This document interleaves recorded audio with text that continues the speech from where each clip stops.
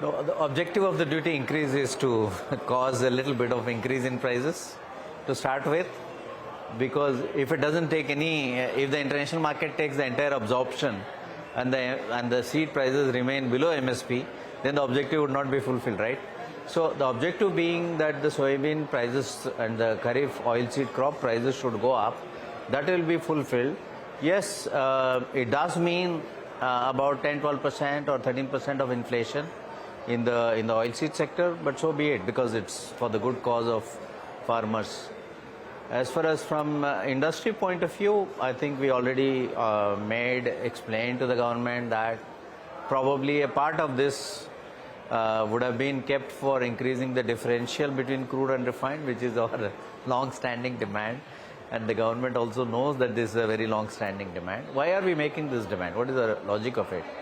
We found that under the FTAs, while Indonesia or Malaysia, they can reduce the export taxes on the finished goods, whereas India is bound to keep it as 8.25. This has happened consequent of earlier trade agreements which are under negotiation.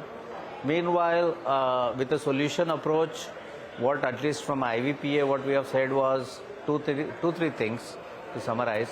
One is that the duty should be more dynamically aligned with the world markets in order to not to have or give these shocks to the world markets. Number one is that as the global prices volatile, you know what the MSP is, what the retail prices that you want to keep in a month. Like we would have said that in the month of April, probably 10% would have been imposed. That would have taken care of the difference in MSP and of the mustard. And by now, soybean prices also would have absorbed some of it instead of big changes. So we were recommending a dynamic duty slab system. Second thing that has happened due to sudden increase is that these FTAs have got kicked in. So today Nepal has got nearly Bangladesh have got 25-30% of an advantage compared to the Indian refining industry. I can already see that there will be some cheaper influx. It will affect both ways. The FTA countries can pay a better price from the origins than Indian refining industry, can also sell cheaper into India. So this will affect predominantly the entire North and India. So we have said that, what is the solution? So we have said that in the crude oils, there is something called a AIDC that has been imposed. But on refined oil, there is no AIDC. So our request was, one of the solutions was that you can impose AIDC on refined oil also, and that would attract probably lessen a little bit the impact from Nepal, Bangladesh influx of goods. And hopefully the related sector compared to soybean, the meal and poultry and aqua would also absorb some of this. We just heard the food sector also talking in the event, in the conference here, about how the food inflation, the related issues are also going up because oil is the main ingredient into various sectors. Yeah, really. So the word is going ahead. The word is about balancing multi-sectoral interests, at the same time keeping the farmers in the center of the central focus for the policy to make it happen. So a tough job, but it will be done. Seems to be getting somewhere, sure.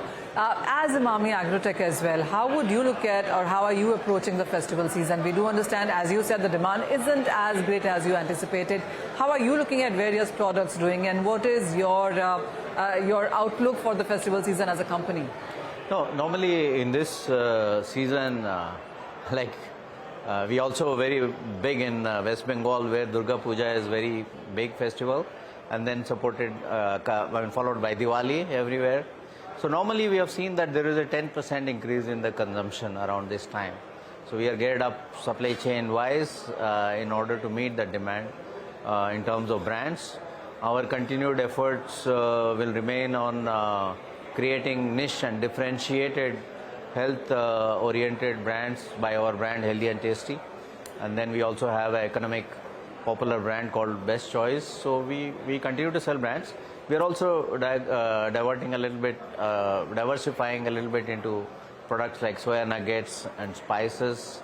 And we are the largest producer of biodiesel in India because as a consequence of being reasonably prominent in palm oil imports, we can best utilize the byproducts by way of value adding. So we've been expanding a little bit on the biodiesel.